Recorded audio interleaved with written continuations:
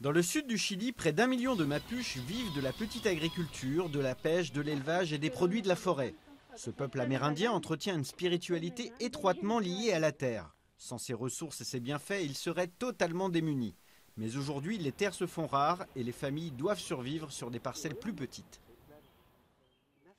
Je crois qu'il ne nous reste même pas 30 hectares pour 60 familles de notre communauté. Et ces 60 familles ont une moyenne de 3 ou 4 enfants. À la fin du 19e siècle, les Mapuches avaient déjà perdu 90% d'un territoire qui s'étendait sur près de 10 millions d'hectares.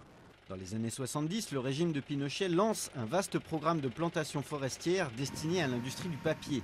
Une poignée d'entreprises se partagent alors ce qu'il reste du territoire ancestral des Mapuches.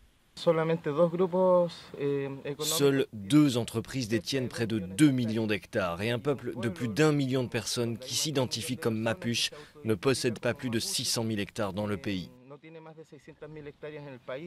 Aujourd'hui, la forêt originelle et les terres agricoles de la région ont été remplacées par des plantations de pins et d'eucalyptus. Ces espèces introduites au Chili sont grandes consommatrices d'eau.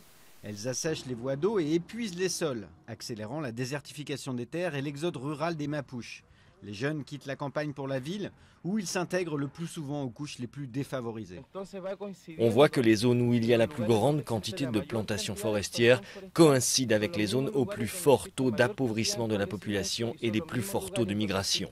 Cela signifie que progressivement, cette industrie contribue à un véritable assassinat de la vie rurale. Au-delà de l'appauvrissement économique, c'est l'ensemble de la culture mapuche qui est menacée, à l'image de la disparition de la médecine traditionnelle. C'est chaque fois plus difficile pour eux de trouver des plantes médicinales dans la mesure où les plantations forestières ont envahi toutes les niches écologiques et ont aussi provoqué l'assèchement des affluents d'eau superficielle et souterraine. L'industrie forestière est aujourd'hui l'un des piliers de l'économie du Chili. A l'inverse, les fonds débloqués depuis 15 ans par le gouvernement pour restituer les terres aux Mapuches n'ont que peu d'impact sur leur vie. Pour l'heure, ils contemplent le défilé incessant des camions de bois qui quittent leur territoire sous la surveillance de la police.